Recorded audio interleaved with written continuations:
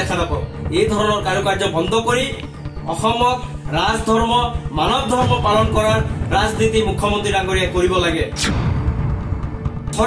উচ্ছেদৰ নামত যি চৰকাৰী নিৰ্যাতন সংখ্যালঘু মুছলমানক কৰি আছে, ইয়াৰ জবাব ইয়াৰ পৰিণামো কিন্তু মুখ্যমন্ত্ৰী মহোদয়ে ভুগিব লাগিব। যোৱাকালি অসম চৰকাৰে গোৱালপাৰাৰ হাছিলা বিলত চলোৱা উচ্ছেদ সম্পূৰ্ণ অগণতান্ত্ৰিক আৰু অসাংবিধানিক।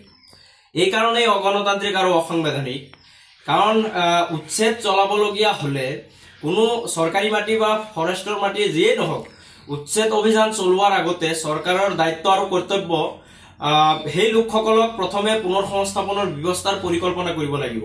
কিন্তু কোনো ধৰণৰ পৰিকল্পনা নকৰাকৈ অসম চৰকাৰে 2 দিন 1 দিন আগতে নোটিছ জাৰি কৰি সেই লোকসকলক নোটিছ দি তাৰ পিছদিনাই এক্সকেভেটৰ বুলডোজাৰ চলাই উচ্ছেদ কৰাটো সম্পূৰ্ণ আইন বিৰোধী আৰু অগণতান্ত্ৰিক প্ৰক্ৰিয়া।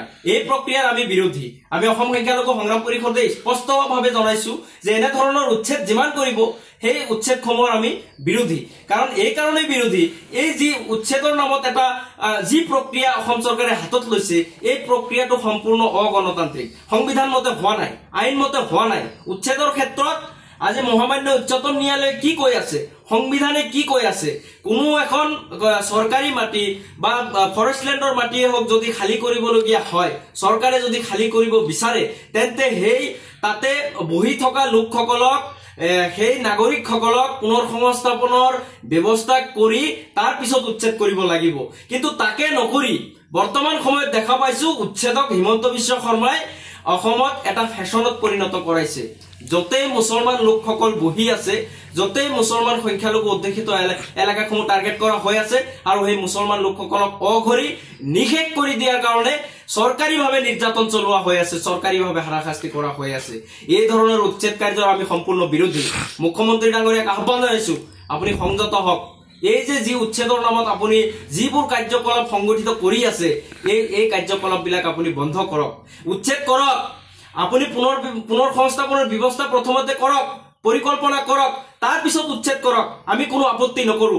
কিন্তু মুছলমান লোকসকল হোৱাৰ বাবে, মুছলমান হোৱাৰ বাবে সেই এৰিয়াবোৰ টাৰ্গেট কৰি আপোনালোকে উচ্ছেদ কৰিব, এই উচ্ছেদ আমি মানি লওঁ। ইয়াৰ আমি ঘোৰ বিৰোধী। মুখ্যমন্ত্ৰী ডাঙৰীয়াক আহ্বান জনাইছো যে আজি যিসকল শ লোক তাক আবাল বৃদ্ধ বনিতা সকলো অসহায়ৰ দৰে তাতে পৰি আছে সেই উচ্ছেদস্থলীত, আপোনাৰ দায়িত্ব কৰ্তব্য, আপুনি সংবিধানৰ শপত লৈ মুখ্যমন্ত্ৰী হৈছে, নাগৰিকক সুৰক্ষা দিয়াৰ দায়িত্ব আপোনাৰ।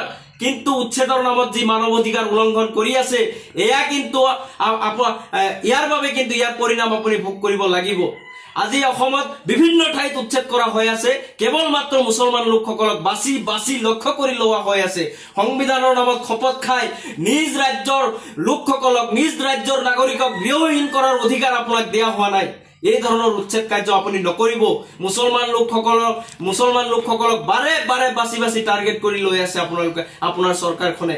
গতিকে এই ধৰণৰ উচ্ছেদৰ আমি বিৰোধী, সম্পূৰ্ণ বিৰোধী। চৰকাৰক আহ্বান জনাইছো, শ পৰিয়ালক অঘৰী কৰা হৈছে, অতি শীঘ্ৰেই আপোনালোকে পুনৰ সংস্থাপনৰ ব্যৱস্থা কৰক। সেই লোকসকল কোনো আকাশৰ পৰা খৰি পৰা নাই, মাটি ফুটি ওলোৱা নাই, তেওঁলোক গোৱালপাৰা জিলাৰ স্থায়ী বাসিন্দা হয়। গতিকে যিসকল ভূমিহীন মানুহ, সেই ভূমিহীন মানুহক আপোনালোকে অতি শীঘ্ৰেই পুনৰ সংস্থাপনৰ ব্যৱস্থাৰ জৰিয়তে তেওঁলোকক ভূমি প্ৰদানৰ ব্যৱস্থা কৰক। আৰু লগতে আমি এটা কথা স্পষ্টভাৱে আজি সংবাদ মাধ্যমৰ জৰিয়তে জনাব বিচাৰিম যে এই যিগৰাকী বিধায়ক গোৱালপাৰাৰ যিগৰাকী বিধায়ক, সম্পূৰ্ণভাৱে এই বিধায়ক গৰাকী জগৰীয়া হৈ আছে উচ্ছেদৰ কাৰণে। কাৰণ তেওঁ পূৰ্বে অনুমান পাইছে যে তাতে সেই ফৰেষ্টলেণ্ডৰ মাটিখিনি খালী কৰা হ'ব।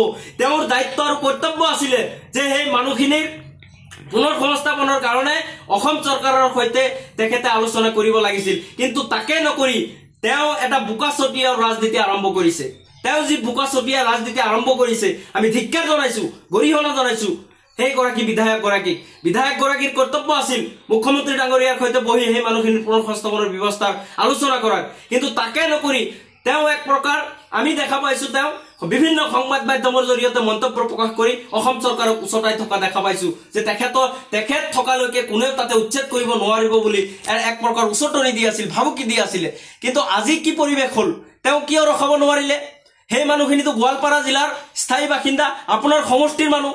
সেই সমষ্টিৰ মানুহখিনিক আপুনি এটা ঘৰো কিয় ৰখাব নোৱাৰিলে? এই ধৰণৰ বোকাচতীয়া ৰাজনীতি এই বিধায়কগৰাকীক আহ্বান জনাইছো আপুনি এই ধৰণৰ বোকাচতীয়া ৰাজনীতিৰ পৰা আঁতৰি থাকক আহি থকা 26ত গোৱালপাৰাৰ সংখ্যালঘু মুছলমান লোকসকলক আহ্বান জনাম এইগৰাকী ধুৰন্ধৰ এই ফটুৱা বিধায়কগৰাকীক আপোনালোকে যোগ্য প্ৰত্যুত্তৰ দিব লাগিব লগতে মুখ্যমন্ত্ৰী ডাঙৰীয়াক কাতৰ আহ্বান জনাইছো মানৱ অধিকাৰ উলংঘন কৰি আপুনি মানৱ অধিকাৰ খৰ্ব কৰি মুছলমানক কষ্ট দি আপুনি এই ধৰণৰ কাৰ্য নকৰিব উচ্ছেদ কৰক গণতান্ত্ৰিক প্ৰক্ৰিয়াৰে কৰক আপোনাৰ চৰকাৰী মাটিৰ প্ৰয়োজন হৈছে খালি কৰিব লাগে সেই মানুহখিনিক পুনৰ সংস্থাপনৰ ব্যৱস্থা নকৰাকৈ এই ধৰণৰ উচ্ছেদ নকৰিব আজি উচ্ছেদৰ ক্ষেত্ৰত সংবিধানে কি কয় আইনে কি কয় সেইদৰে উচ্ছেদ কৰা কোনো বিৰোধী নহয় কিন্তু যোৱাকালি যি ধৰণৰ উচ্ছেদ চলালে 2 দিন পূৰ্বে নোটিশ দি আজি অসমৰ বিভিন্ন প্ৰান্তত দেখা পাইছো সময়ে সময়ে উচ্ছেদক এটা হিমন্ত বিশ্ব শৰ্মা নেতৃত্বাধীন চৰকাৰখনে ফেশ্বনত পৰিণত কৰাইছে মুছলমান লোকসকল যতেই বহি আছে তাতেই চৰকাৰৰ বোলডোজাৰ এস্কেভেটৰ চলে কিন্তু সেই মানুহখিনিৰ পুনৰ সংস্থাপনৰ ব্যৱস্থা কেতিয়াও কোনো পৰিকল্পনা এই চৰকাৰৰ দিনত আমি দেখা নাপাওঁ এই ধৰণৰ কাৰ্য বন্ধ কৰি অসমত ৰাজধৰ্ম মানৱ ধৰ্ম পালন কৰাৰ ৰাজনীতি মুখ্যমন্ত্ৰী ডাঙৰীয়াই কৰিব লাগে মুছলমান লোকসকলক বাছি বাছি টাৰ্গেট কৰি নিষেধ কৰাৰ যি পৰিকল্পনা যি ষড়যন্ত্ৰ মুখ্যমন্ত্ৰী ডাঙৰীয়াই চৰকাৰীভাৱে কৰি আছে চৰকাৰ উচ্ছেদৰ নামত যি চৰকাৰী নিৰ্যাতন সংখ্যালঘু মুছলমানক কৰি আছে ইয়াৰ জবাব ইয়াৰ পৰিণামো কিন্তু মুখ্যমন্ত্ৰী মহোদয়ে ভুগিব লাগিব আজি শ শ পৰিয়াল তাত উচ্ছেদ কৰা হ'ল যোৱাকালি যিখিনি উচ্ছেদ কৰিছে এই মানুহখিনিক যদি পুনৰ সংস্থাপনৰ ব্যৱস্থা চৰকাৰীভাৱে কৰা নহয় সেই মানুহখিনি যদি কৰবাত নতুনকে তেওঁলোকে কষ্ট কৰি যদি কৰবাত যদি ঘৰ খাজি থাকিবলৈ আৰম্ভ কৰে তাতো দেখিব কেইদিনমান পিছত একাংশই এছামে আকৌ আৰম্ভ কৰি দিব নতুন ঘৰ বাৰী জুপুৰি দেখাৰ লগে লগে ক'ব সেই মানুহখিনি